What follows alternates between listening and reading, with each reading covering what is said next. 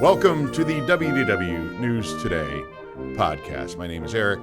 Of course, I got Tom here with me. Hello, Tom. Hello, Eric.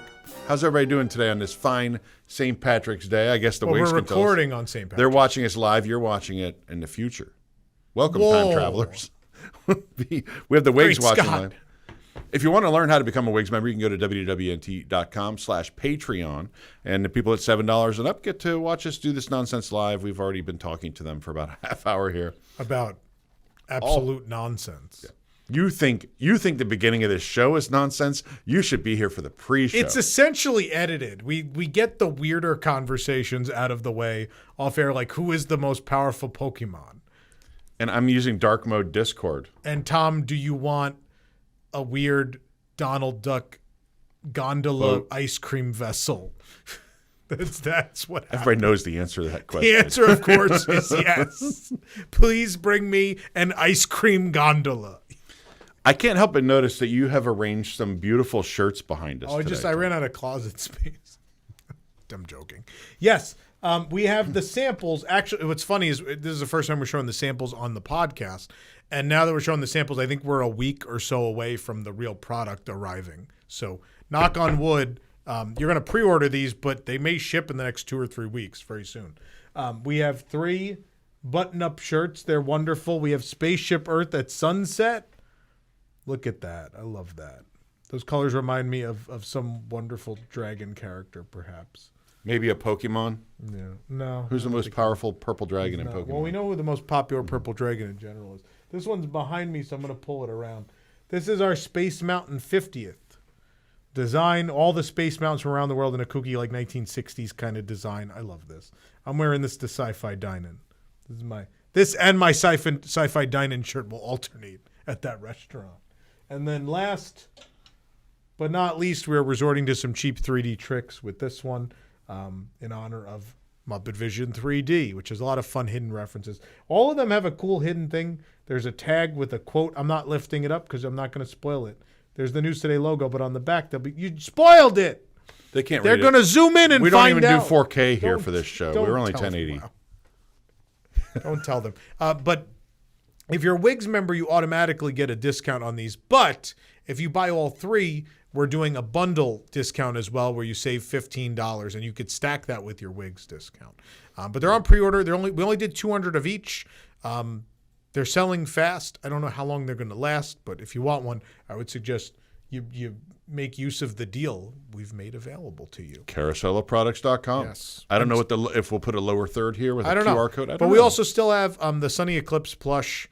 They are still available too. He's coming soon. Yeah. He's just about done with production, and he's on his way. On his way from New-York.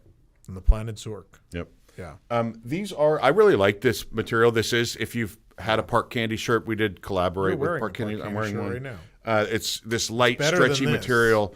And this doesn't breathe. My only thing I would say is I might recommend sizing up. One size up. They run a little tight, so I might go one size up from what you would normally. But the nice thing is we go all the way up to 4X. But I will tell you, the bigger you go, the quicker they're selling. So something about us Disney fans, because we eat park food, we tend to be on the larger side.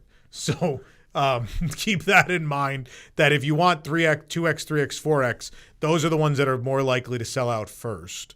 So that's a great segue to our topic. Yeah, it is. But it is why we're. But we're yeah, be talking about I hate this. I'm dying in this right now. Also, we don't have the air on in here, so it's kind of muggy. But maybe we can fix that. I don't know. Before we get going, we did use all of your suggestions, many of your suggestions from last week, and we have set the field of 64 for this year's March Madness tournament, which is the worst decisions in Disney Parks history, basically the worst mistakes in Disney Parks history. And so those will be going on WDW News tonight. That will be on our other channel, WDWNT.TV, and that will be Thursday night at 9. It's a 2-week event. We will narrow the field this week, and we will complete the field next week. Yes. So if you want to see if yours made the field of 64, I don't know if we're doing a viewer contest. There's no interaction this year. No viewer contest. The company that allowed people to vote from home went out of business, so we don't have another way to do it. The software. So this year it is our panel. We have our good friend Big Fat Panda, who some of you probably know from some other programs and his own channel out there on YouTube. Our panel of 7. 7? Yeah, 7. Will start deliberating this coming Thursday. We'll whittle that 64 down to 32, and then the week after, we will figure out what is the biggest mistake in the history of Disney parks, the worst decision they've ever made. Can I ask you, are the Wigs the 7th panelist this year like they were last year? No. Was that a thing last year? Yeah, last year we let the Wigs vote in Discord to be the 7th or tie-breaking panelist. I don't remember exactly how we ran it last year, but we'll probably have them be the tiebreaker should the super chats sway anything. Obviously, super chats work because YouTube likes money, so somehow they got that function to work. Yeah, that we can do. We can't poll people while they watch a live show, but we can take money from them, and YouTube can take 40% of it. But either way, I digress. Yes, so the Wigs the Discord may very well be enacted in the case of some tiebreakers, which is very possible given the parameters. But thank you to all of you that gave us comments. There were a lot of comments on last week's episode. Not everything made it. Hundreds of them. Not everything made it. Yeah. There were some great ideas. There were some things that are more like not a specific decision, but sort of general way that they went about making decisions that are tough to quantify that probably didn't make it into the field. Yeah. But all in all, some great suggestions. Yeah, and several things did. Yeah. Several things did make it in. So Thursday we'll show you those brackets and we'll start fighting it out Thursday night at 9. And if you can't watch it live, it does. It's available whenever on demand. Again, WDWNT.tv. The next 2 weeks, our season finale, if you will. We take a little break till June. The reason we're taking a break till June, in June we're coming back. I don't have registration open yet, but the hope is by next week we will. We are hosting a glorious 3-day finale, a farewell to Muppet Vision 3D with the Imagineers and other creatives who made the show happen. More details to come, but those dates you want to save, you want to mark, are June 5th through the 7th, the actual closing day of Muppet Vision 3D. I hope to announce our lineup so far and ticket information by next week's show. So. Also, if you are planning, whether or not you're coming to our event, now's a good time to consider making that park reservation. Yeah, I don't know if they're all gone yet. No, they're still available. For the 7th, right? Yeah. For Hollywood Studios to say goodbye to Muppet Vision 3D. Yeah. You were on hand to say goodbye to another beloved 3D show last night. It's tough to be a bug. Yeah. How'd that feel? Terrible. It was an awful experience. I'm not going to get into it here. I actually ranted on News Today on Monday about like how fans and operations ruined it for everybody. We'll see. I'll probably get a lot of hate mail from the people that were there, but either way. So I won't talk too much about it, but I'm glad. I like that show, and I enjoyed my earlier farewells in the day before people screamed over the whole show and ruined it, and made it Rocky Horror, but like uncoordinated Rocky Horror. Yeah. But either way, I'm sad to see it go. I think it's a good show. My mother loved it. My mother was almost in tears saying goodbye to it. It's one of her favorite things. Wow. Yeah, that and Muppet Vision was a very sad trip for them. But my mother's getting knee surgery. Her other knee is finally getting done. And she's in the midst of that. And she goes, I don't care if I'm walking or not. Nothing's stopping me from being there for the Muppet farewell. Wow. Nothing will stop her. She doesn't care. We got to wheel her in. Doesn't matter. Do you think they're going to, this probably goes without saying, do you think they're going to use the same like theatrical infrastructure as this stuff, like the butt jab thing and the I don't know. I don't know what you would do. Like, there's no scorpion in Zootopia. I don't know. But I mean, it's a gag they paid a lot of money for. And it the is, theater right? But then maybe people always complained about it, so maybe it's best to just leave it be. Yeah. Unless, like, you do the butt thing is like the rodents of little rodentia are running underneath the seats or something. I don't know. Yeah, I'm not sure. I don't know that the Zootopia characters lend themselves to any of the effects of that previous show. It's going to be a show about biomes, apparently, which, well, look, there's going to be 2 attractions about biomes at Walt Disney World, 2 film attractions about biomes at Walt Disney World. This really bothers you. I know 2 isn't a lot, but it's weird that it happened twice. So... If you're going to talk about the environment, biomes are just part of it. But 2 shows at Disney World about the same environmental topic seems real odd. One of them is like a DVC presentation for biomes. The real estate ad for the Earth. Yeah. which isn't the worst premise of a film I've ever seen.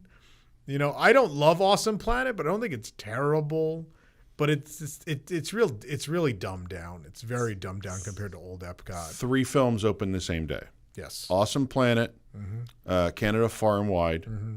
and Beauty and the Beast Sing-Along. Yes. Awesome Planet is by far the best, Best of of those the three, I totally agree. And we know what the second best is, Canada Far and Wide. which I don't even like that either. Hella no. Yeah. Hell yes. And Beauty and the Beast Sing-Along, the worst attraction in Disney Parks history. If you consider that. It's near the bottom. It's near the bottom. Yep. I don't know that it's the actual worst thing I've ever seen, but it's close. It's really bad. Yeah. It's really, really, It's really bad. terrible.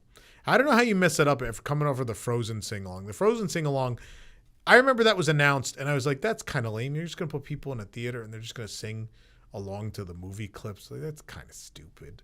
Mm-hmm. And then we went and saw it the first time, and between the live actors, you know, doing the interstitial comedy, and everyone's singing together, kids having a good time, and then the characters come out, and the kids go crazy. That whole little thing, it's not a complicated show, but it's just very smart. It's very wisely done. Yeah. Very wisely put together. And then for Beauty and the Beast, they're like, nah. They're like, none of that. Let's add interstitials from the film that ruin the story, are poorly animated. They look like they're like you see things you're not supposed to see in them. Like they're really just not well animated. I just, of course, we've talked about this at length before. They start singing a song, and right when they're getting to the like recognizable parts where kids want to sing along, they change songs. You know, it's a sing along, terrible. right? It's terrible. Bonjour, bonjour, and it just cuts off. You're like, what? Where's the song? Oh well. You only played the opening of the song. What are you doing? Again, to Frozen's credit, they were like, well, for time, we've got to cut a song. And everyone just went fixer upper, and everyone moved on, and we were all okay with it. And then it got into the Country Bear Jamboree anyway, where it's an awesome number. I love Poor Shaker. Poor Shaker is a bit of a fixer-upper, and he's wearing the Wally Bogue outfit, which is tremendous. Yeah. I love New Country Bears. I really, really do.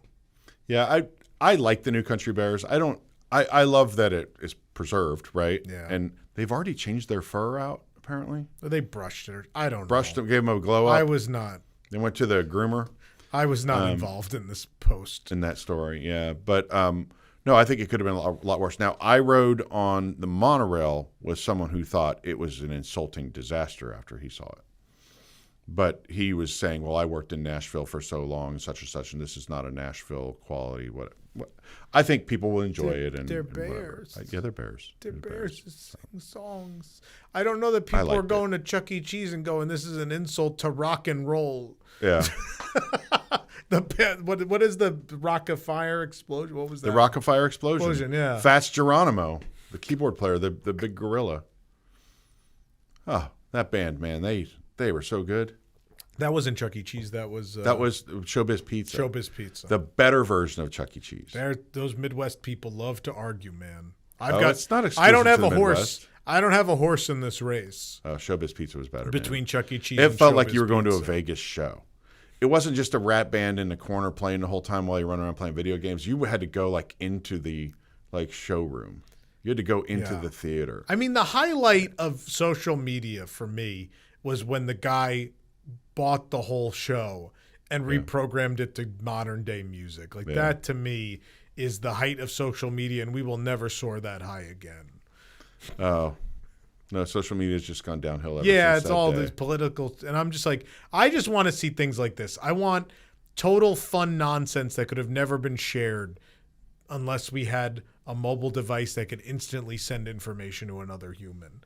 You know, this should be used for fun and education, not for arguing. We should be so much more advanced than we are. We have these devices that can do so much. And what How we much more do- advanced does it get that someone at home could reprogram an audio animatronic pizza animal show? I'm just saying, pretty much 100% of adults in this country have this device that has access to all of human history, and they use it to argue with strangers. Come on. Yeah.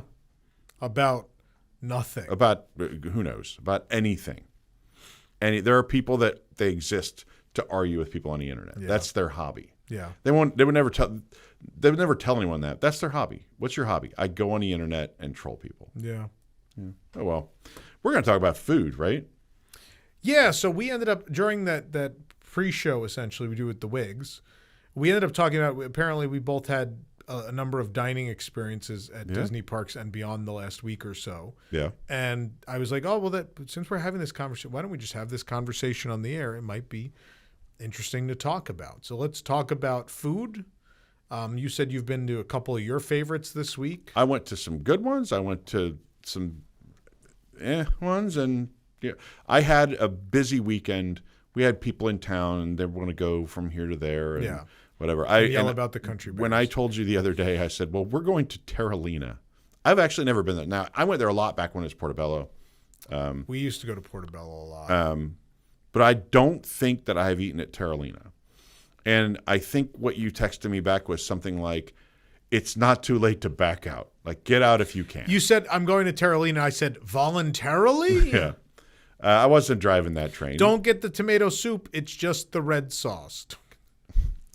Well, I don't have a whole lot to say about Terralina. Very forgettable and expensive experience. Not... Did we say Disney Springs? Disney Springs, Terralina Crafted Italian, right there next to the water. And we were seated outdoors next to the water, and it was perfect timing because we got to see a manned rocket launch happen. And other people were like, what are you looking at? We're like, oh, there's a rocket going up. And they're like, really? So next thing you know, there's all these people gathering around like thanking us for telling them the rocket was getting ready to launch.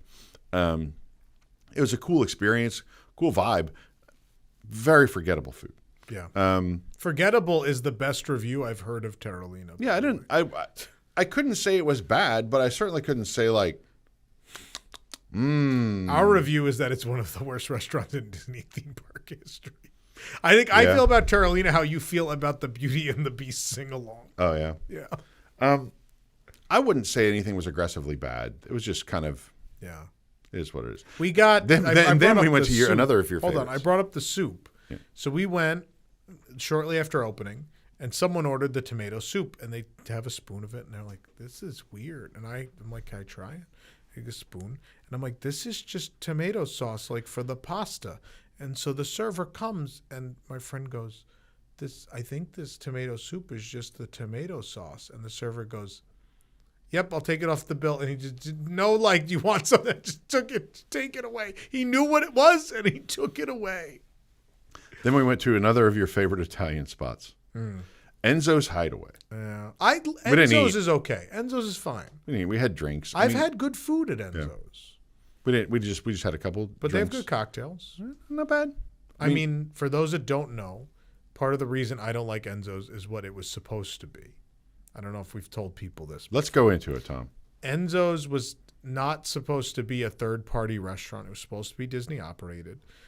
That in particular was the Neverland tunnels.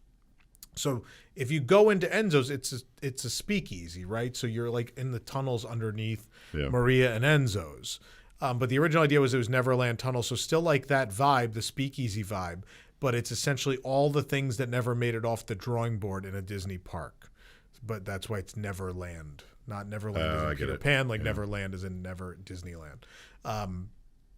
So there would have been like references to Beastly Kingdom and Animal Kingdom and Western River Expedition and all these things. And Disney then sold it to third party instead. And it would have been, I mean, could you imagine the hoopla there would have been around that venue? But there was a trade-off, right? Hangar Bar, Jock Lindsay's Hangar Bar was not supposed to happen. That was a third-party restaurant. That company backed out after construction had begun. And then Disney had to take it over, and they came up with Jock Lindsay's, which Jock Lindsay's had a tumultuous run since the beginning. It's been good, it's been bad, it's been great. It's been all over the place in a number of ways. But nonetheless, they came up with a really cool concept for that, and I think it worked well. So it's not all bad, but we lost Neverland Tunnels. There was supposed to be a Waltz Lounge at one point, too. That didn't happen. The original plans for Disney Springs that almost happened were pretty interesting. And not to kick them, but it is Enzo's Hideaway is a Patina Group restaurant. Yeah. And we feel, I think, generally that they don't do a great job with Italian food.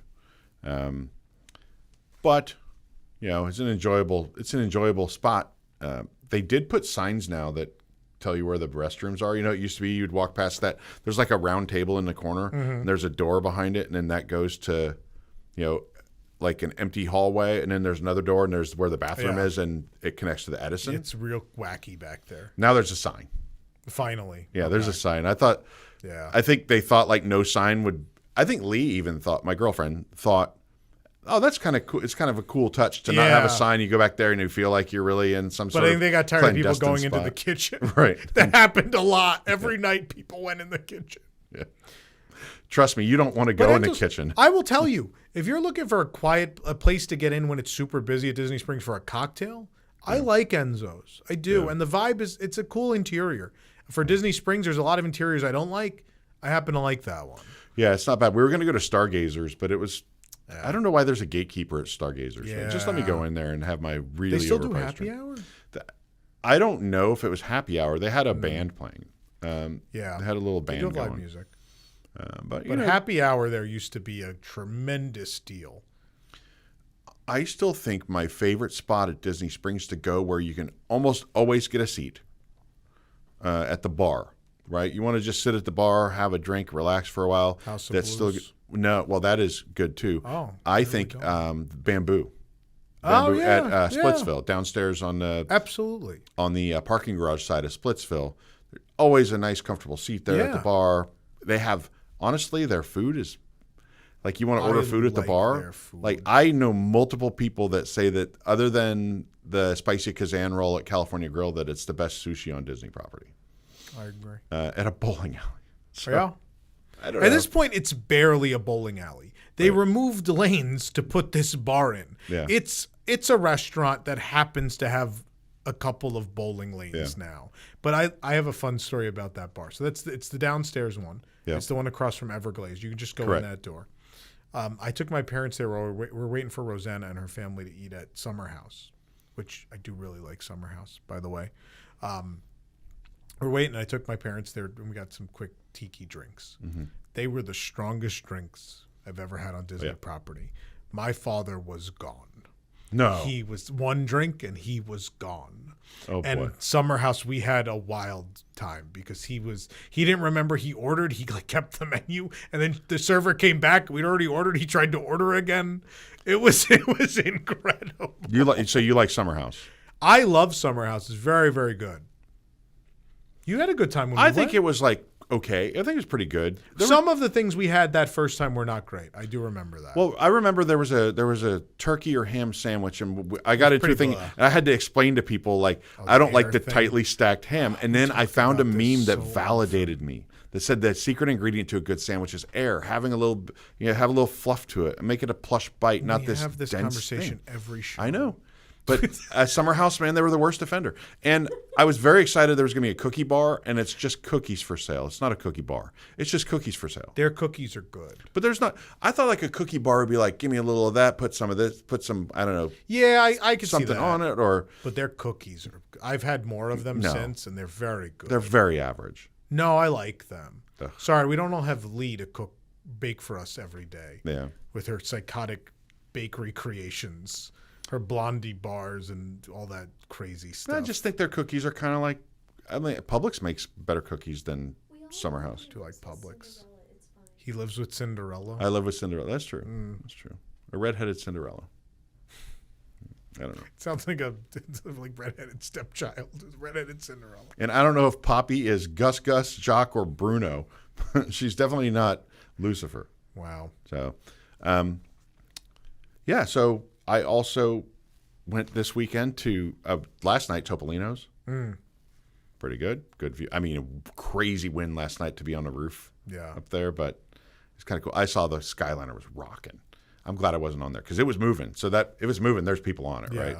And it was going. It was operating when that squall rolled through last night. And it's blowing full cushions off of the outdoor couches at Topolino's and swinging gondolas around, and it was pretty wild. But Topolino's, I mean, I think the cool thing about it is that they have sort of a good mix of things, right? You have your seafood and you have your beef and all that stuff, but sort of this, Riviera-inspired menu, I think, is maybe the best thing about that resort.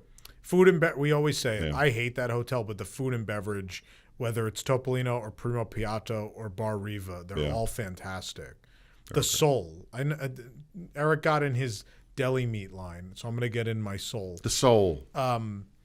At Topolino, there's a French chef, and I believe it's his grandmother's recipe for the filet of sole, and it's unbelievable. It's fantastic.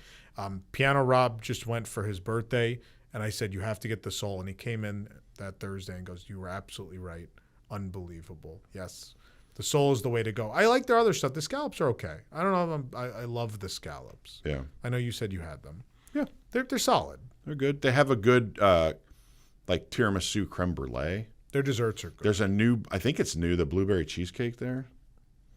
They have striped bass on the menu now, which hasn't always been there. So, But when the sole is there, I mean, it's hard to pick another fish. yeah. It's a hard decision. Yeah, I think it's a pretty good, it's very expensive, right? Yes. But I think And that it's, sole is one of the highest priced entrees on Disney property. but if given the choice between there or California Grill, Topolino, right? It's California Grill is it's overpriced. They've turned into prefix, Very below. and there are still some standout items on mostly on the lounge menu. I think I think they still have that spicy like the short rib wontons and the that spicy Kazan roll and stuff like that. But in terms of an actual meal, Cali Grill's kind of whatever. You're there for the view. Yeah, we did that review. I mean, that was a couple of years ago already. But when they finished the 50th menu and moved to the next prefix, and I think our review was good, but with the price, it's one of those. It's a rite of passage thing. Right. I've never done this. It's my first or second time at Disney World. I want to watch the fireworks from California Grill. It's a thing you have to do once in your life, no matter what. And it won't be a bad night, but it'll probably be one of the more overpriced meals you've ever had. Yeah, you feel a little empty at the end of it, I feel. Yeah. Now, when they had when they moved the Wave breakfast up to Cali Grill for a while they were building out Steakhouse 71, that was amazing. That was cool. That was amazing. How about brunch? It was like $12. California Grill brunch, which did not come back, Yeah. was amazing. Yeah. Really, really great. I had lunch at Plancha. A lot of people don't know this. It's on Disney property. People aren't going to know what you're talking about. Plancha is located at the Four Seasons Golf Course. Tranquilo is the golf course. And it is open to the public. You can book it at Plancha. I think you contact them directly. You can't do it through the app. All the restaurants at the Four Seasons are fantastic, I think. Yeah. That character breakfast at, oh my God. The Italian place. What's the name? What is the Italian place called? I'm going there soon. And by the way, their chef. God, Katie, can you Google? Yeah. Can you Google the buffet restaurant? I would have known it immediately, and then you Seasons. said it, and then it was very, very good. It was expensive, but it was very good. Ravello. Ravello does a character brunch. My favorite part of the Ravello character brunch. I don't know if they I think they still play it. There's some weird music choices. Yeah. There's some Tokyo Disney stuff. Oh, cool. That plays. We were there. I remember when we were there were some guests from Japan, and they the song turned on, and they were freaking out about it, and I was freaking out just as much. But in addition, it's fun and very, very good. So the chef at Ravello won some award of authenticity because he does use family recipes, and the food there is really good. Obviously, Kappa has a Michelin star up on the roof. Kappa's good. I don't know if it deserves a Michelin star, but it's very Yeah, I don't know because I don't think it's distinctive enough. I feel like tapas could be Toledo or you know what I mean. Like I don't, not to insult them. I'm just saying. No, but I've never had anything up there that I thought was life changing. I thought it was a very good meal. They have added a speakeasy. Do you know this? Yeah, I've heard. There's a new speakeasy at the Four Seasons. I am told by a friend of mine who happens to be a member there at the golf club and all that, that it is 10 out of 10. Yeah. And so we're going on Friday. I'm pretty excited for that. So a speakeasy. Not Maria and not Enzo's Hideaway. This is some other kind of thing where you got to, I don't know if you have a passport. It's a real speakeasy. I believe no photos or videos, so we can't even show you what it looks like or anything. Right. Yeah. So in terms of like kind of hidden places, though, if you are planning a Disney vacation and you're just looking at the same old kind of rotation of Disney restaurants, those are some that you might not be aware of. The Four Seasons is tip top. Plancha is, I will say the pool, what is essentially the pool bar and grill at Four Seasons is also excellent for lunch. Yeah. I think it's a great lunch spot. The s'mores. Oh man. I have not been there, but Plancha is more casual, right? Because it is connected to the golf course. So you'll see people in their golf attire eating there.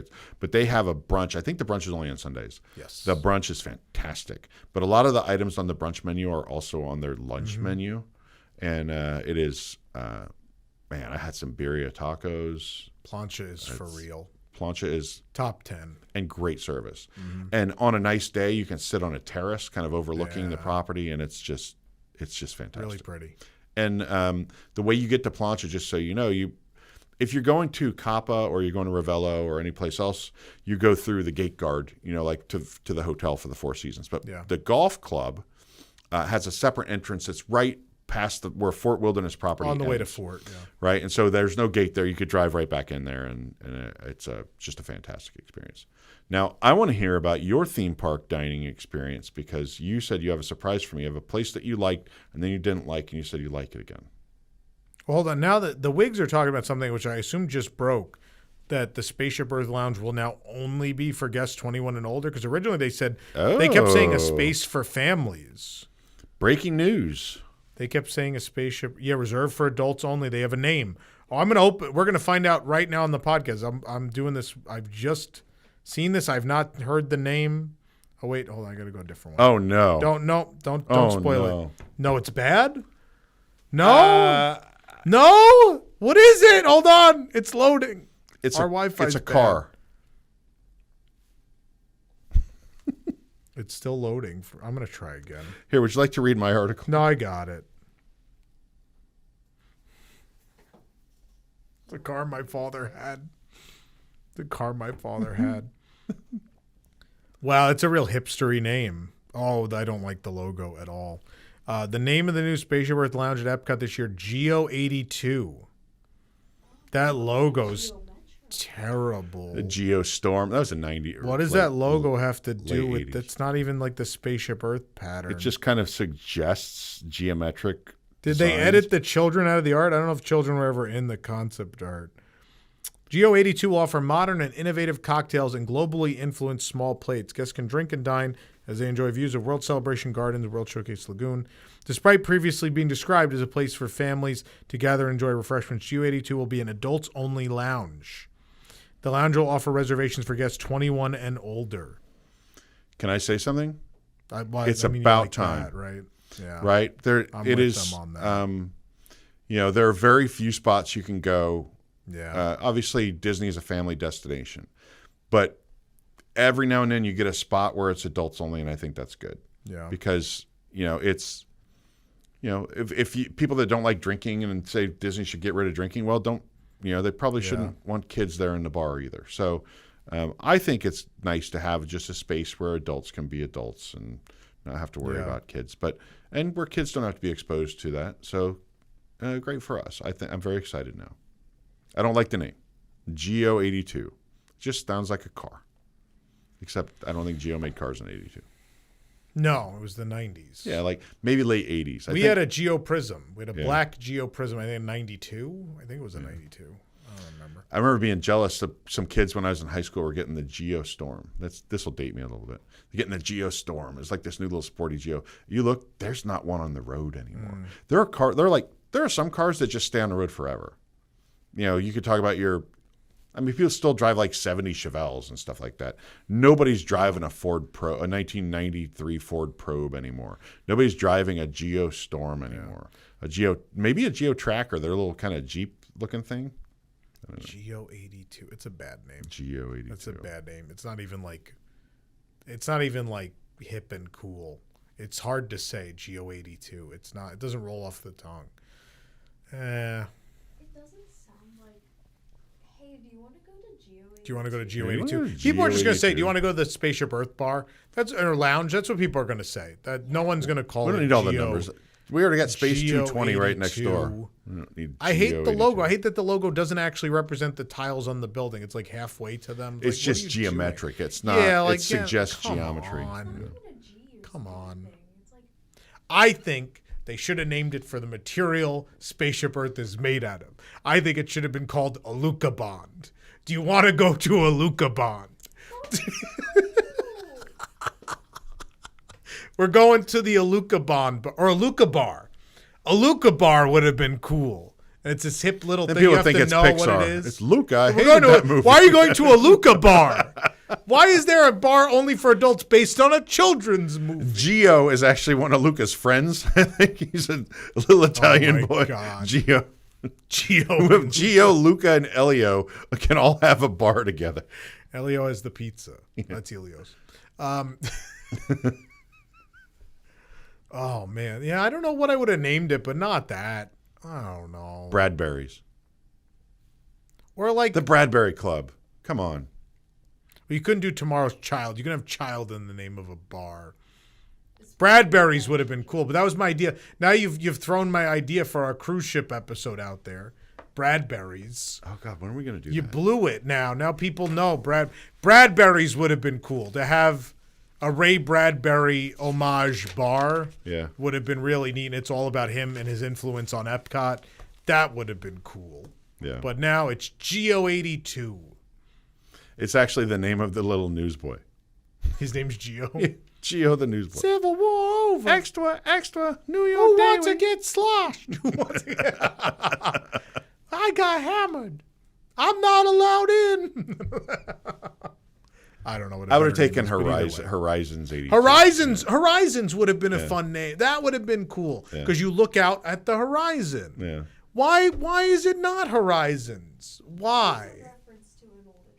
Why is it not the Dreamport? Why is it Right. not any of these things? Geo82. It's lame. That's a lame name. It's cool that it's adults only. I think that's great. It makes it easier to get into. I'm sorry if you have kids. Maybe they'll have a child swap for you. The first bar with a child The first swap. bar with child swap. I don't know, but I think that's a good decision because it's going to be a pain to manage that to begin with. Can I ask you, do you think they'll do that at Magic Kingdom for the Pirate Tavern? No, it's Magic Kingdom. You can't. But that place is tiny. You can't. You cram a bunch It of has to kids be in with there. families too. It doesn't matter. Can't do that. Can't do that. Geo 82. It sounds like they asked Chat. And it's in all caps, too. The which is- Geodesic Lounge. That's a better name. Golf Ball Hideout. Golf Ball Hideout. What if we lead in the golf ball thing and call it the Turn? I don't know. Just something. Just The a 19th generic hole. a generic golf club restaurant name. I don't know. Anyway. So what We got off you our were? topic. I got distracted. Well, it's breaking news. Yeah. So I got distracted. It's still kind of related to our topic. It'll be a bar and Will they restaurant. have food? Are they going to have a kitchen? There's food. Yeah, it says there's food. No, I just saw there was a Zen hideaway for families, and now it's not. guests can drink and dine as they enjoy Dine. World Celebration. Yes, Cool. there'll be food.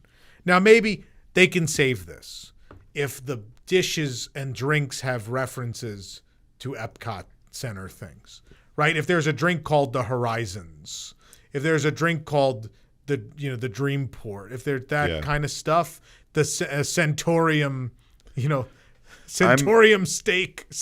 I'm inventing a drink as soon as we're done recording called the Robot Butler. Yeah, We gotta have a robot They butler could drink. save this. They could save The this. Jules So Verne. We'll wait and see. Yeah. We'll wait and see. Anyway, I don't know. All right.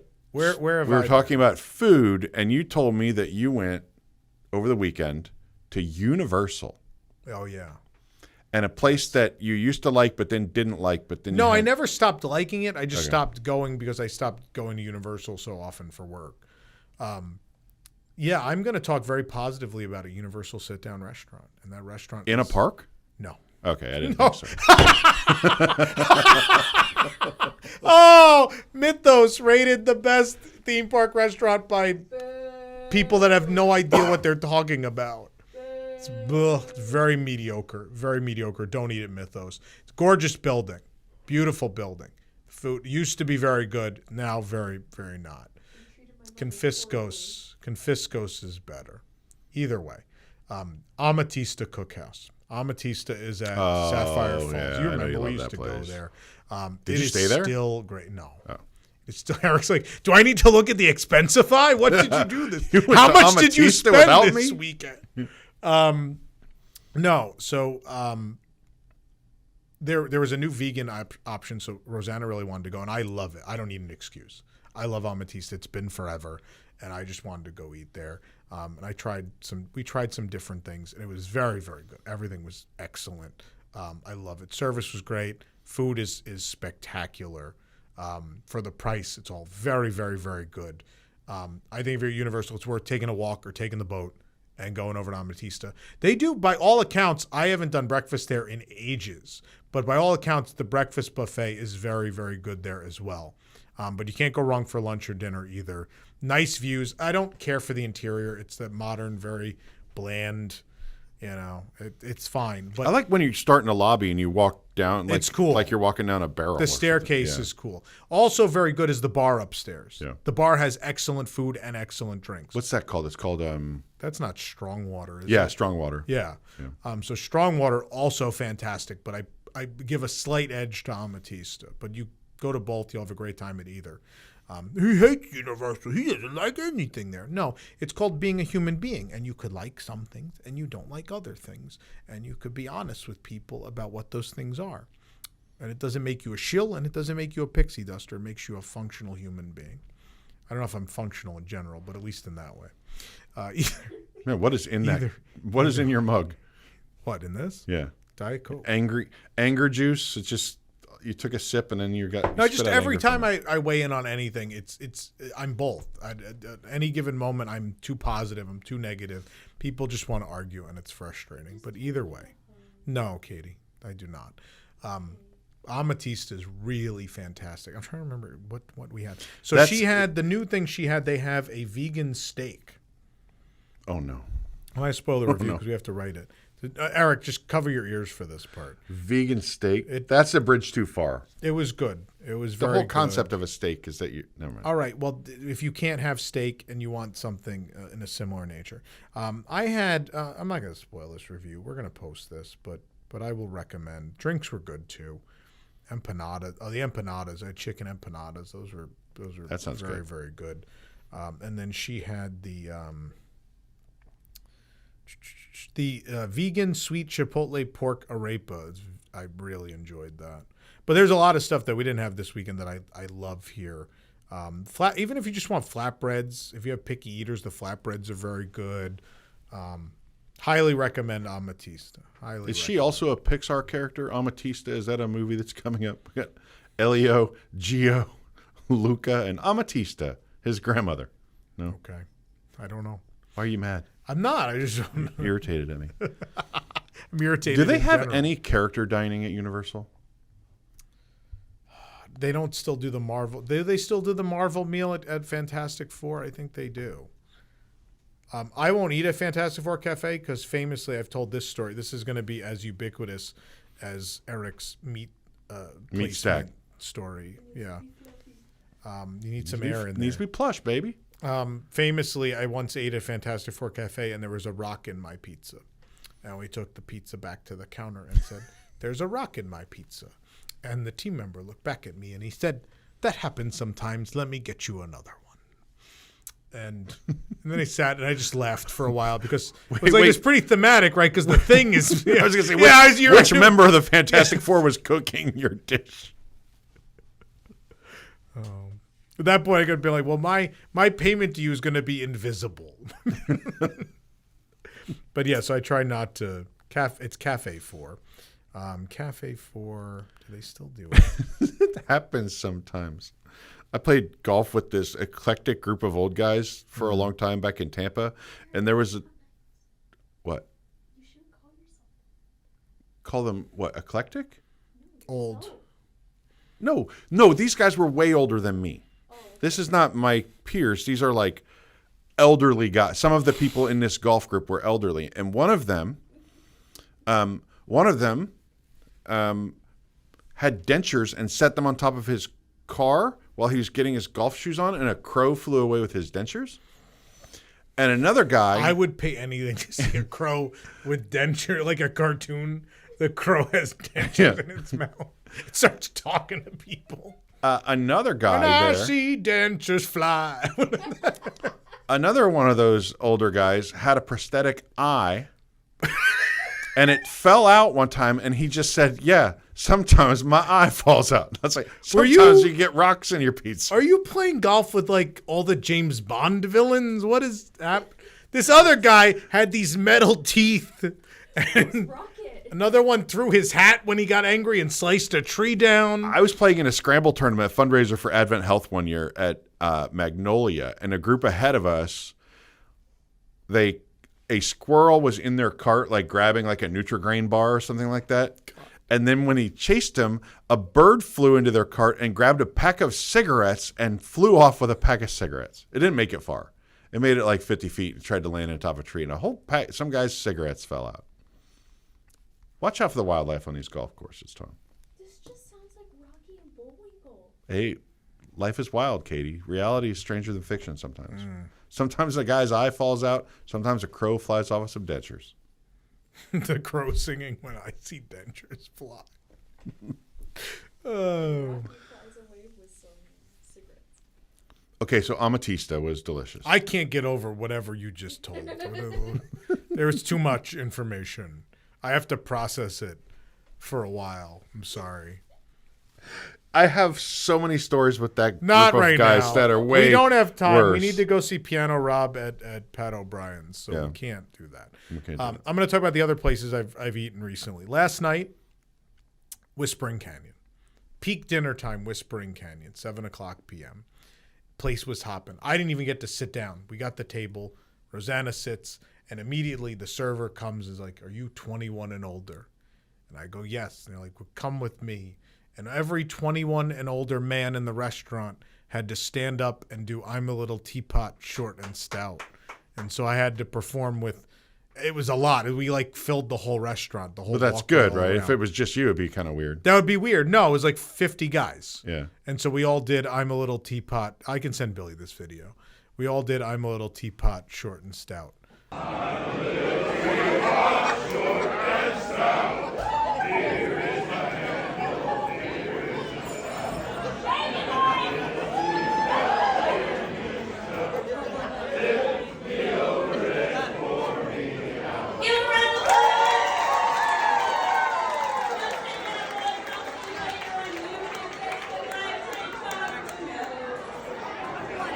We also did the ketchup thing, which is always fun. We yelled for ketchup, and then we brought it to someone else.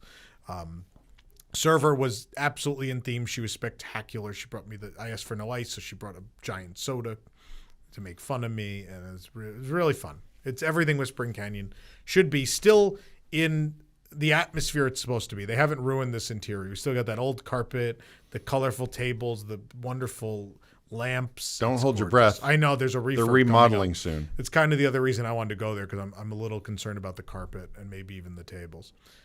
If they touch that, I'm going to be in tears, in actual tears, if they ruin that interior.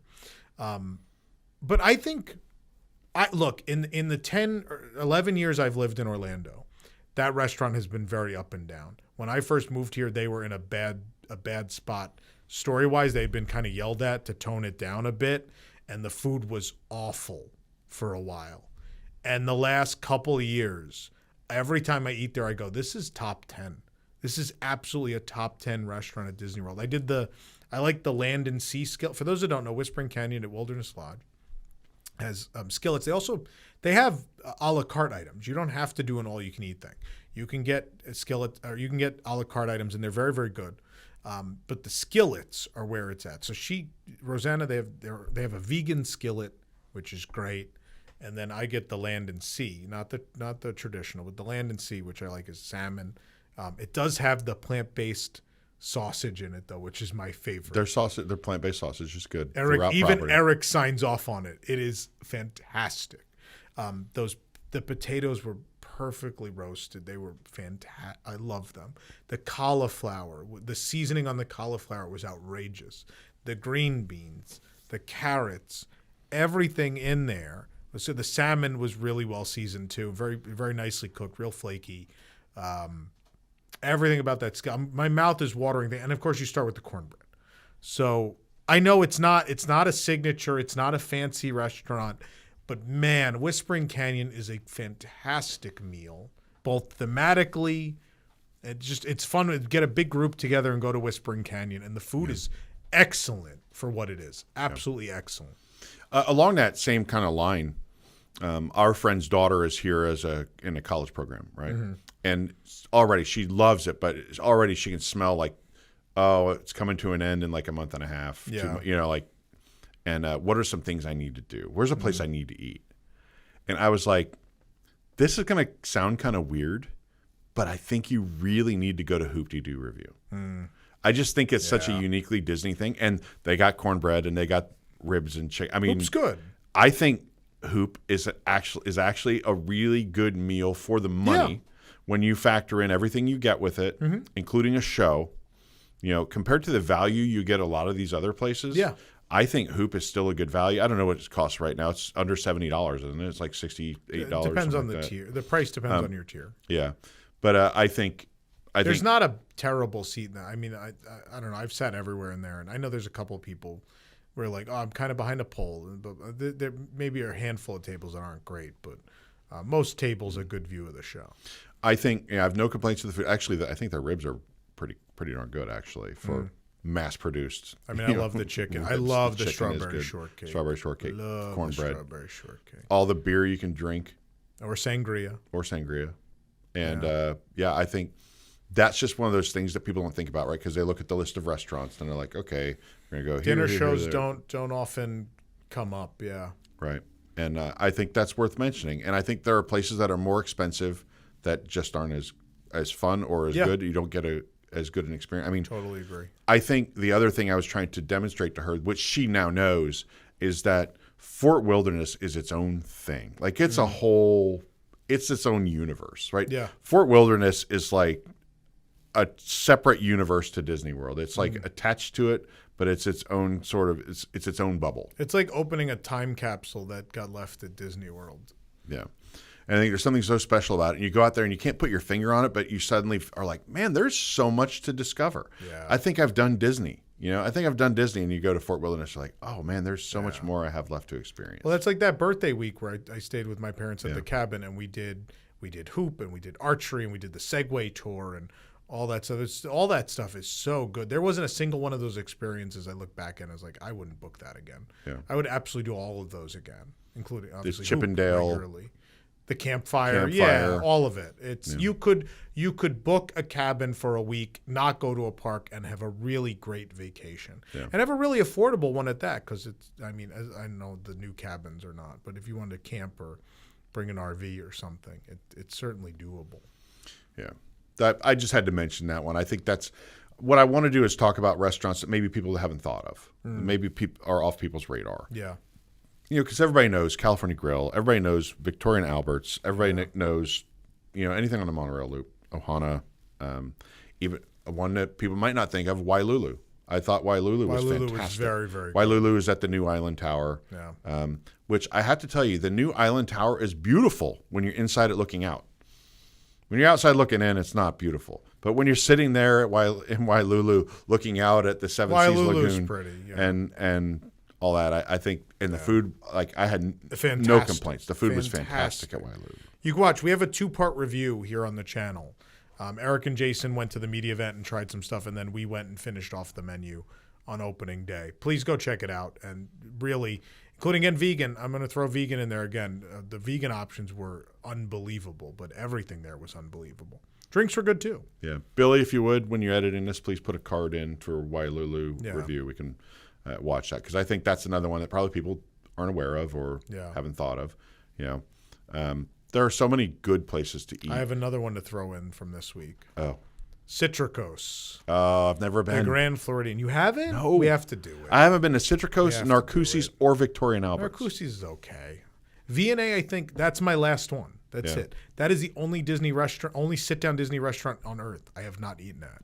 And so that's the last one. I think we're doing it in July. I'll talk to you later about it. Yeah. I think we're finally going to do it.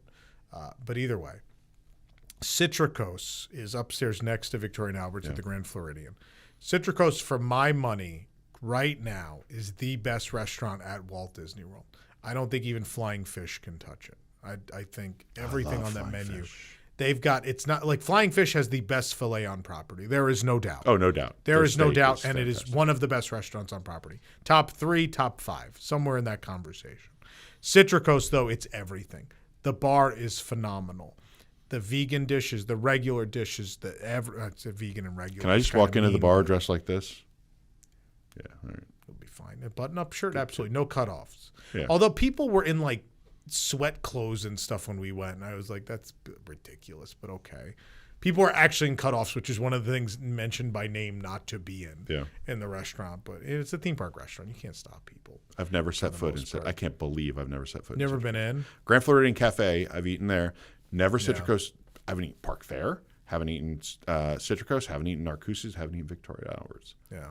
And then one other fancy one, Monsieur Paul. If you're going to do a signature, I'd say there's some to skip.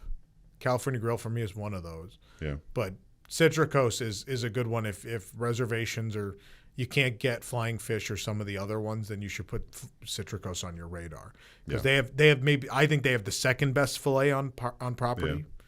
They now have added a Wagyu version, which I haven't tried yet, but that exists. And then all the seafood dishes are phenomenal. Vegan dishes were phenomenal. The appetizers were outrageous. Basically, I had one of the new dishes. Again, this review will be published soon. We didn't record in there. I don't film in signatures. That's a rule. Don't film in a signature restaurant. It's poor We taste. filmed at Cali Grill. I guess we did. We did. We were pretty we're secluded, guilty. in fairness. But anyway, it was all bloggers that night too, though, so it was a different scenario. But I don't believe in it generally. I was real uncomfortable when we did that, but either way. It was octopus and shrimp on a on a cachapa. What's a kachap? They used to have them at I think they still have them at Skipper Canteen. Aren't they like a cornmeal pancake? I'll look at it. Oh, I know what you're talking about. Yeah. Okay. By the way, Universal Cafe 4 does still have the character dinner on select nights. It still exists. I'll look up what a cachapa is. The cachapa is a traditional. Oh, it's not even made. Yeah, it is. Cachapa is a traditional dish made from maize flour from Venezuela. Like arepas, they're popular at roadside stands. They can be made like pancakes of fresh corn dough or wrapped in dry corn leaves and boiled. Sure, I know what that is now. Very good. It just there's a lot of things like that. They're similar to that. So it was not when I ordered the dish, I thought, oh, I can't wait. They're going to have this big octopus tentacle. This is going to be real interesting. But no, chopped octopus and shrimp on a cachapa. It was really, really good. Really good. Yeah, that review is going to get published in a couple days, so stay tuned for that. But everything That's was great. really I've heard lesser things about Narcoossee's, but Narcoossee's fun. It's certainly better now than it used to be. Since the reopening, I think they're better. yeah, I think Jason went and did our review when it reopened because we were at Cali Grill and gave it a kind of That's our same night. lukewarm. Yeah. It's fine type of. Look, that's kind of how I feel. I love Yachtsman, but I never had anything there where I was like, Yachtsman man, is underwhelming. I think like for maybe the price and the experience. their steak is just prepared very basic. Yeah. And maybe it's lack of seasoning or lack of like a kind of a crust on it, but the flavor across the lake there at Flying Fish is so much better on their steak. Everything at Flying Fish I had was no perfect. Yeah. And I was kind of floored by Flying Fish actually. I was prepared to be like, No, Flying Fish is the real deal. yeah, good spot. Yeah. Don't go to Yachtsman. Yachtsman is one you should take off your list, and you should go to either Citricos or Flying Fish. I will also say, if you're talking about steak, an area where I happen to operate frequently, obviously Le Cellier is not bad. Yeah. Pretty good. I like the Cillian. Shula's, Oh, yeah. very good. Shula's in the Dolphin. It is excellent. Spectacular. Named for the greatest coach in NFL history, of course. One of them for sure. Yeah. The only one with a perfect season, Eric. Yeah, that's true. Back when they played 5 games. So Oh, man. no, You can't let me have one thing. It's the only thing we have. No, we can't have what you lean on is that he won Super Bowls with 2 different teams, which is an indicator of greatness. Yes. Right? You were able to go take your coaching ability to a second team and also all win a Super different Bowl. components, yeah. Right. I feel like that's a better indicator of his greatness. But also perfect season. Thanks for coming to Football Talk with Eric and Tom. No, but we ate at Shula. I've only eaten there once, and it was for my birthday. I think you were there a few 4-5 years ago, and it was fantastic. Oh yeah. It was fantastic. It's been a hot minute. Yeah. Yeah. It's very, very good. It's in that conversation. Yeah. It's those three. I would say the filet at Shula's and Citricos and Flying Fish. On any given day, they could switch positions. Yeah. All very, very good. Now, I've heard rumors about Shula's maybe going away. I feel like that rumor's been around forever, and then it just doesn't happen. People love it. Yeah. People love it. If you're That staying, would be a sin. if you're staying over there, Crescent Lake area, I think that's probably the best restaurant, Crescent Lake. They'll validate parking. That and if Flying not, Fish, yeah. by the way, if you want to go eat there. Yeah.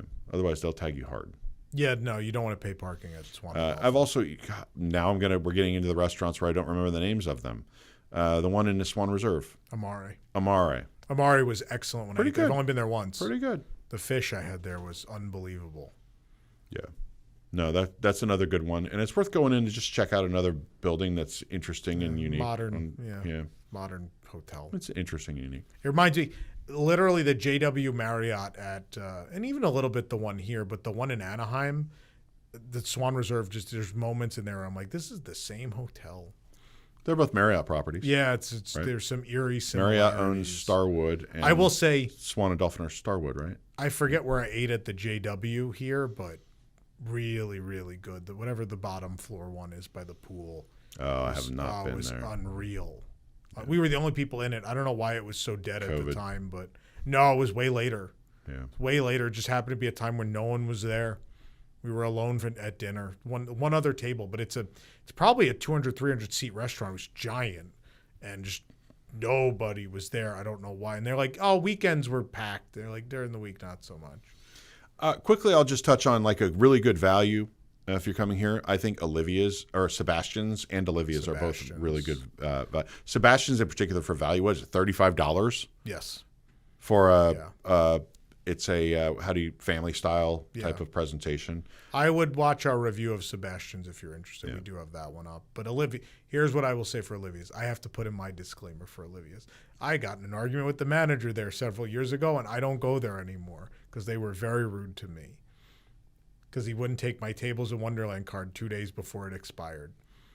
They technically had to honor Tables of them until they Wonderland. expired, and he wouldn't take it. Tables and it was a of whole fight for not a whole lot of money. So I just thought it was very poor show.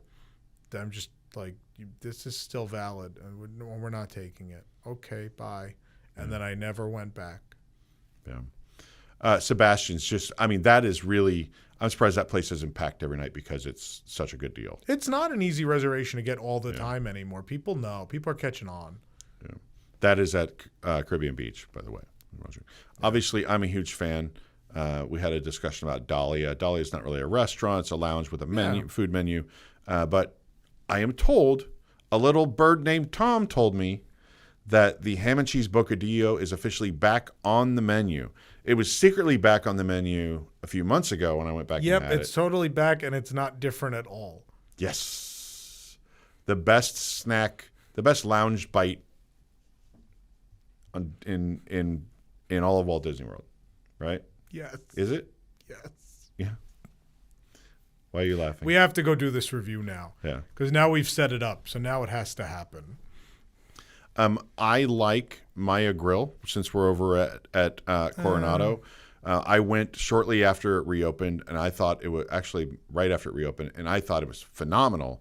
I've never heard anyone say it's their favorite location, but maybe its reputation is bolstered by the fact it's in the same building as Rick's, which is generally thought of as not very good food. That is actually, I think, the worst restaurant at Disney World. I have had food not cooked properly. Not even just like bad food, like food that you could get sick from at Rick's. Controversially, my restaurant that I refuse to go back to at Disney World is Tutto Italia. What happened there? Treating me like crap.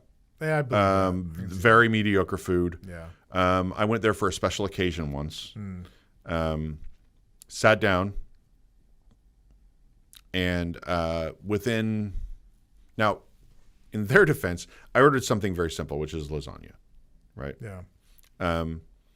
It wasn't particularly good, but the part that bothered me was they put the lasagna on my table within maybe 2 minutes of me ordering it. And then as we were trying to finish our meal, they just kind of sat there with stood there with their arms crossed, tapping their toes like, when are you getting out of here? We need this table. And I felt it was very rude. It was very underwhelming food. And it replaced a restaurant that was fantastic. Alfredo's was fantastic. My beloved Alfredo's. What I loved about Alfredo's, though, the menu wasn't very big. Alfredo's, I feel like you'd be ready to order. Like the menus, you have your menus at hand, here comes the server. And it almost felt like at Alfredo's that the wait staff was behind you with all the, the 4 dishes. And it'd be like chicken parmesan. You'd order and they just put it in front of you. And they're like, we're going to have the fastest turnover of any tables in all of Walt Disney World at Alfredo's. They were always very nice and the food was always good. But it felt like, man, they turn tables faster than anyone anywhere. I went back into the theme parks. I want to stay at the resorts, though, for a minute. Let's round out our resorts, and then we'll go into the theme park restaurants. So hurry, I think I got to get out of here. Put a bow on it. We have a bit of a time. I know Jico and Boma are big ones for a lot of people. Absolutely agree with I both think of those. Jico is excellent. Boma it's a buffet, so it's, like you say, hey, Boma, Soups. Cape May, a lot of these places that people go a lot. Go get Chef soup Mickey's, at Boma. They change every night. And if you got to get Coke, if you're there for peanut rice night, oh my God, the peanut rice. I could just eat that whole vat of the peanut rice. And it's coconut rice other times, which is still good. But the peanut rice, man, one day I'm just going to leave I'm just going to take the whole pot to the table and see what happens. But a lot of people, the zebra domes are like a kind of a signature item from Boma. But you can get them in the Mara, pull them out of the refrigerator and just buy And some also, and take if to your you're room. staying at the DVC, they have them in the fridge too. And they have the vegan ones too. Yeah. So, and Jico, obviously a little bit more high end than Boma, a little more exotic, very, very beloved by people. Love Jico. We just ate there not that long ago when my parents were here and had another spectacular meal. Always love Jico. It's always great. We're leaving out some restaurants, but I think We're not going to stop hit on at the every things one. that I want to hit on things that I think are either remarkable or that people, may not think of, may not be top of mind. Should we do one at each theme park to close out? Because I know, again, the resorts always have better restaurants. Yeah. But I mean, look, I've eaten at most of the ones in the resort. In the theme parks, I haven't eaten at. Let's see. I said Monsieur Paul. Haven't eaten there. I have not eaten Takumite. Or Shikisai. I like Shiki. I was just going to bring up Shikisai. That was going to be my off the beaten path Epcot restaurant. I've not eaten at the Sun on Hell that's inside the pyramid. I've eaten at the one across the walkway. And I've never eaten at Coral Reef. We have a Coral Reef review going out this week, and I think people are going to be very surprised because I was. Okay. So but new menu at Coral Reef. I'm reasonably sure I've eaten at every other, except the ones I've mentioned today, which are the ones at Grand Floridian plus 1 or 2. And then, those ones at Epcot, I think I've eaten it everywhere else. So you want to do the parks? Give me your top park. I'm going to give you Shikisai. I'm going to try to not, hit the usuals, but Shikisai is. I was not blown away with our first review. I thought it was good, and I just went back with Rosanna a couple of weeks ago, and we had the best meal. We also had the view out the window. They put us against the window. It's the only time I've ever sat at the window for fireworks, which was super cool. But even if we didn't have that view, the food was really on point. Very, very good. Yeah. A little on the expensive side, but very, very good. What would be your Epcot one? I mean, forever, I've always been devoted to the beer garden. Yeah. Right. I know that you don't like their current setup. You liked it when it was family style better than when it was buffet. I disagree. But I think beer garden is a perfect sort of combination of good food, kind of convenient because it is a buffet. There's entertainment while you're there. They have good beer. The interior is gorgeous. The interior is spectacular. It's very Epcot Center. And now something they do, it used to be they would put a couple tables together. You could seat maybe 8 or 10 people at a table there. Mm-hmm. Now they will divide them up. So you can have you have a group of 4, you can have your own table. It used to be kind of forced social interaction. Anymore, right? You don't necessarily sit with strangers anymore. They did away with it, thankfully. Which I get, again, authentic experience would be more German communal, beer garden, you sit with people you don't know. And that's not a bad thing. People will tell you they've met, lifelong friends sitting at a beer garden table. It happens. Yeah. So there's a magic to that too. But at the same time, we live in a post-COVID era, and you don't necessarily want to sit with strangers because you don't know where they've been or what's going on with them at that time. So for the best. But I think it's a really good example of like a well-themed restaurant that fits into that World Showcase vibe, Yeah. makes you feel like you're back in the original Epcot. Yeah. You know, that place hasn't changed much my whole You could forget that they life. ruined Epcot when you sit in there. Right. It's nice. Oh, correct. The only thing I can think of that has changed the entire time I've been going to theme parks is that they've divided up some of those tables, Yeah, you and just that sit it was briefly family style coming out of COVID instead of a buffet. Other than that, they nailed it the first time around. Why change anything, right? All right. So we got Epcot. Studios, you almost can't go wrong. Brown Derby, love Brown Derby, but Cobb salad. Got to get a Cobb salad. If you're going to add something to it, make it an entree. Shrimp. Shrimp's the way to go. They used to do lobster. They don't have lobster anymore. That was the best option, but shrimp with the Cobb salad.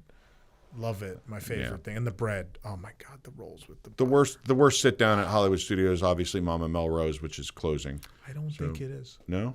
I think Roundup Rodeo.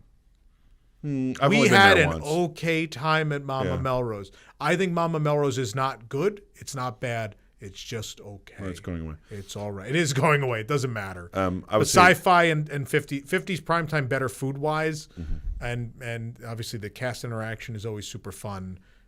Sci-fi, though, is one of those indelible experiences. I You prefer have to have. sci-fi to primetime myself. I think primetime the food is probably there's a little bit more options and the food is better. It's slightly elevated from burgers and shakes, right? But sometimes there's room for burgers and shakes with a really good theme, right? I think that I'll go with that. But the peanut butter and jelly shake is at prime time.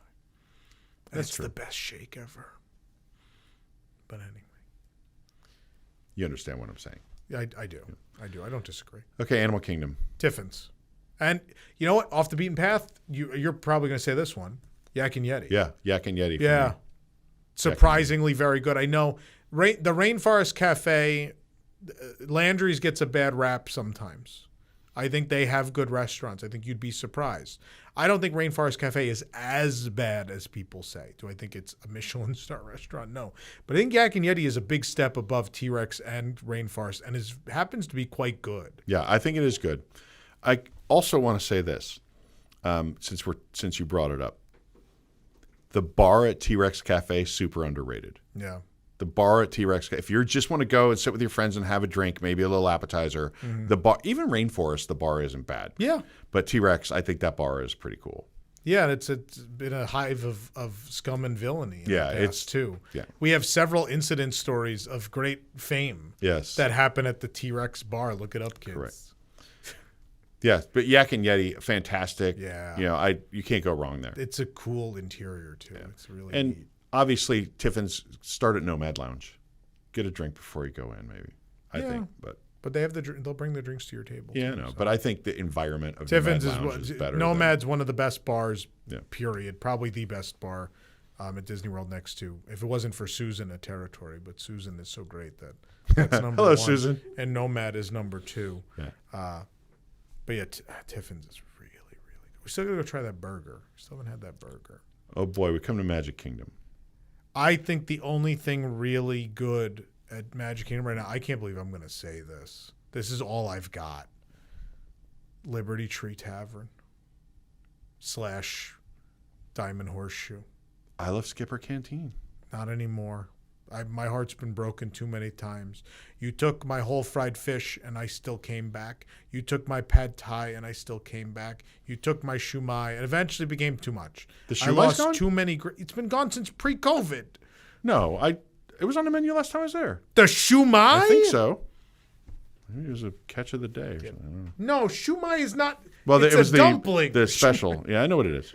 What? I swear I've seen it. Huh? I know shumai. I know what it I is. said Fish? catch. I didn't say There's fish no of the day. I said fish catch. in it. It's the chef special. I don't know. Maybe it was a. I swear the shumai was on Is there. it back? I'm gonna have a reaction like you just had to the bocadillo. Oh, the ham and cheese bocadillo. There's no way. There's no shumai. No, it's gone. Maybe I've lost my mind. Some of that stuff's off menu, like the They Brazilian killed- cheese bread that Tom's the only person I know that doesn't like it. None I think of he these doesn't like it entrees because other are people good. do. They killed all these entrees. No, I'm sorry. I think. Look, I know it's just turkey and stuffing and sides. It's comfort food. Both of those interiors are comforting to me. I've grown up going to that park. They're both like a warm hug. I like I like Liberty Tree and Diamond Horseshoe. I think it's very good. Liberty Tree. Not going to change your life, but it's a solid sit-down meal. It's my first ever Disney dining experience was Liberty Tree. Back when it was like grilled chicken sandwich. I was a kid. Grilled chicken sandwiches before it was Thanksgiving, right? When it was a real menu. The sherbet punch. I missed the lunch menu so much. There was so much good stuff on that lunch menu. Yeah. But Liberty Tree in particular is a warm. I think if you've grown up going to that park, that's like a warm hug, that restaurant, like Beer Garden, kind of. Yeah. I think that it feels like classic Magic Kingdom, and it just feels like home, and it's just very comfortable. I don't know what it is, but it's just all very comfortable. All right. Well, now you have to pick your favorite on property, your favorite restaurant on Disney property. Favorite is, if we're not saying like absolute best, so my favorite is Sanaa, obviously. Yeah. Bread service. I will never not pick Sanaa. I love Sanaa. But what I think is I think Citricos is number one right now. I think they're the ones to beat right now. I think the best meals I've had were Flying Fish or Shula's. So I can't argue with either of those. I think right now I lean Flying Fish. Recency bias, maybe. I don't know. I've eaten there within the last year where Shula's been a while. But for the experience, I think something with entertainment. I mean, whether it's Hoop-de-Doo, whether it's Beer Garden, I'm a sucker for that stuff. So I think like sci-fi, distract and me. in the middle of that road, Sci-Fi, Primetime, and Whispering Canyon. Yeah. Where the experience, the food is, in some of those cases, the food is excellent, I think, but in some cases, just okay. But it really is all about the experience. Those three very Disney World experiential dining venues. Yeah. Yeah. Well, there you have it. I want to hear about your favorites. I mean, we've missed stuff. There's a lot we skipped. There are hundreds of we restaurants. missed tons of stuff. Yeah. A lot of stuff at Disney Springs, obviously, some in the resorts and some in the parks. But I hit the highlights I felt like hitting. Yeah. I feel like if you have a favorite, please share it with us. Let us know who your favorite server is. Your favorite dish. Shout out your favorite servers and dishes. Shout out your favorite. There are so many great servers. Hey, don't forget Bianca. Don't forget Bianca over there at Dahlia. Yeah. No. And Susan at Territory. Tell Susan we sent you. Yeah, exactly. All right. Muriel at Vero Beach. That's not at Disney World. Katie's big on Vero Beach. I love Vero Beach, but not this episode. Another time. Seriously, thanks for joining us. Please, it's a little too late for me to say it, but like and subscribe and all the stuff that people on YouTube say. We'd love to have new viewers and spread the word. Thanks a lot. We'll see you next time. See you real soon. On the WDW News Today podcast. I jumped over you. See you real soon. I didn't know you weren't done. Buy some stuff. Buy things.